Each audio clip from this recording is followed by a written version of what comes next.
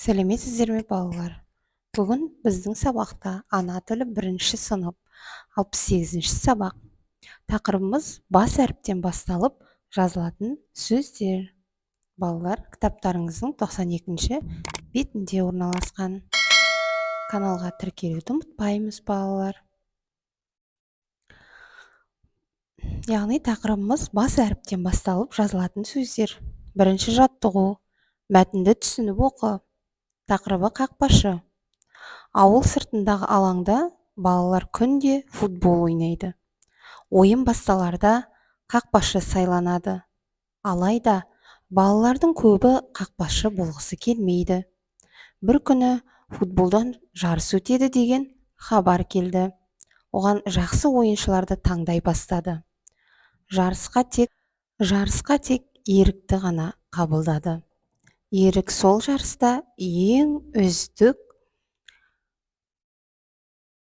қақпашы атанды. Балалар әлі де футбол ойнап жүр. Енді балалардың қайсысы да қақпашы болуға құштар. Авторы Сәбит Дүйсенбиев. Енді балалар сұрақтарға жауап берейік. Балалар неге қақпашы болғысы келмеді?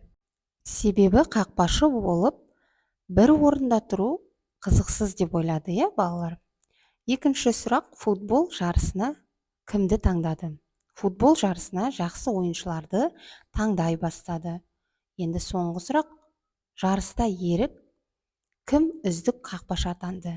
Жарыста әрине Ерік үздік қақпашы атанды. Балалар. Енді екінші жаттығуды орындайық. Орны ауыстырылып берілген сөздерден сөйлем құрап жаз. Адамның атын тауып, астын сыз.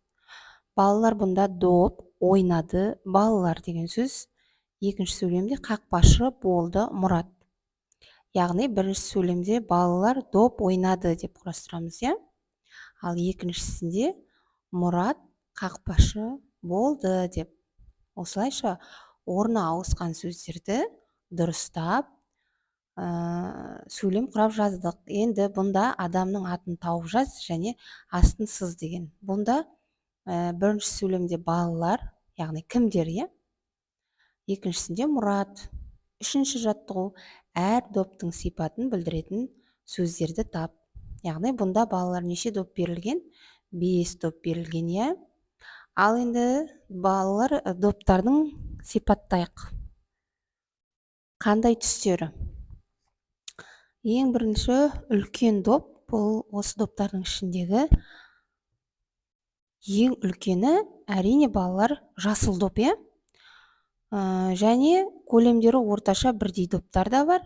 Қызғылт сары түсті доп бар, және ала, сары көк, жасыл, қызыл да доптар бар, балалар, Осылайша біздер әр доптың сипатын білдірдік. Осымен балалар, бүгінгі сабағымыз аяқталды.